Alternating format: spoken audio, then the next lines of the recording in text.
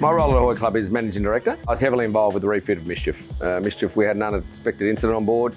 We had to completely strip the interior from head to toe. So we went back to bare metal inside. I mean ceilings, walls and floors. Had to re-insulate, come out. So that gave us a great opportunity to take advantage of all the spaces that we found and create more storage, create more living area, create really a very modernised yacht from what it was. We made significant changes to the layout. So in the main salon, as the first example, we were able to create another 400 mil of internal space by removing the older style panelling and joinery and really being much more efficient on space. Our principle as Ahoy Club and as our refit management side and project management side, that we take every square inch. Right? We don't leave anything to waste. So by doing that, main salon, massive improvement. The crew living area, bigger space for everybody to live down there. There's a lot of people in a relatively small area. So we really made massive improvement everywhere through the yacht with that same principle of looking for every square inch.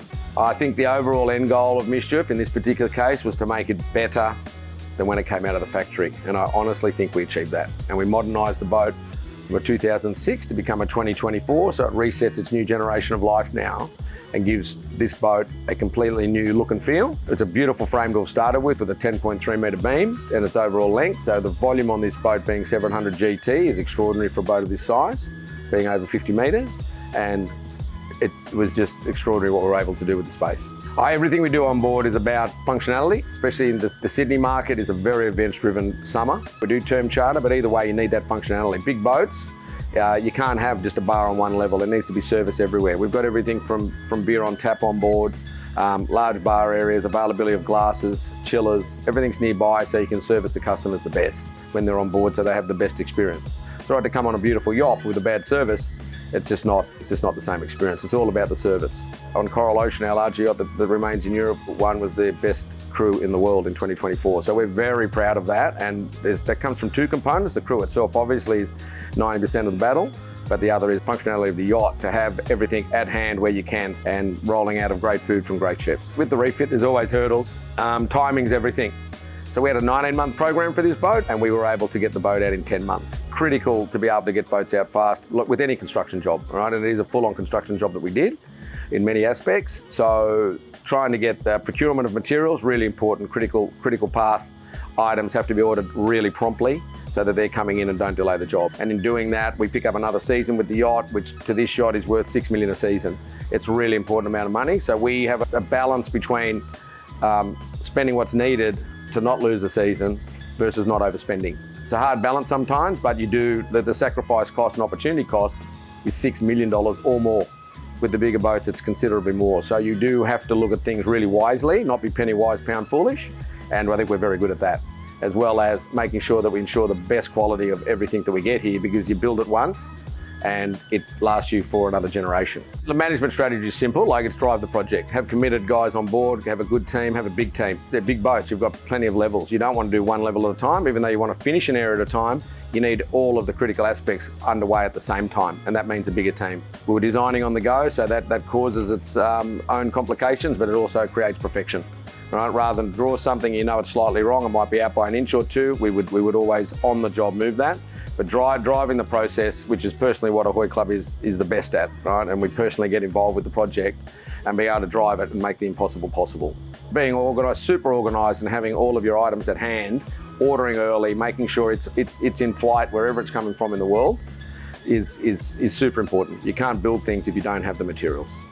But the difference between managing a refit in Europe and Australia is arguably the availability of resources and materials. A lot of the stuff we use comes from Europe. They do great stuff over there, so a lot of it comes from there. You're trying to source locally here, which you do, but some things you just have to source from over there. The trades, there's arguably less trades here. Some of the specialised trades, we have to fly them in from overseas. Comparable difficulties, but Europe probably has more choice. There's more boats there, there's more choice, so you're equally as up for competition because there's so many boats there. You can have very, very non-productive days, and that's expensive. You're sitting on the hard stand in a yard, and the boat's not got the manpower on it needs to get the job done. You need to remove the roadblocks. There's a lot of things of why you can stop doing a job, and there's a lot of reasons why you can keep going, all right? And you've got to have a very positive attitude and a very can-do attitude, and then when you're tumbling all the trades in on top of each other, you've got to get that really organised. It takes a lot of on-the-ground experience, picking your materials right. Looking at different materials in a shipyard is very important. Technology moves fast. So a great example on this boat, we use a Duflex for all the ceiling panels throughout the boat, deckheads as they're called. We use a Duflex panel, which is 1/3 of the weight of ply. It'll last now forever. There's a whole lot of advantages to it, and by doing that, we actually, that amongst other things we did on MISCHIEF, we were able to remove 10 tonne of weight off the yacht, which was a significant change using technology, not doing the old-fashioned thing. This is a 2006 boat with 2024 technology, so it's got a fresh start now for another generation. We've had great success of refit. With Coral Ocean was a massive refit. MISCHIEF refit was very, very large. You know, the Coral was like extraordinarily large. What we learned from it is just to be organised. Got to be really well organised, really well in tune with it. Got to know what you're doing, have a good plan, and just make it happen. Got to drive it every single day. For sure, you'd pick Ahoy Club to refit your vessel because we care and we know what we're doing. All right, we've got experience, massive experience. So we've now done 2 of the largest refits outside of a shipyard. All right, we've managed them ourselves. We project manage every part of it, whether it's replacing of teak, metal work, or anything. We have massive experience with it. Firsthand from our own yachts. Coral Ocean won the refit award for the refit we did on that boat. It was one of the most famous yachts in the world, and we gave it a whole new generation of life. We've now in Australia been able to do arguably the largest refit, self-managed by its owner and by a family company, and another great success. The proof's in the boat.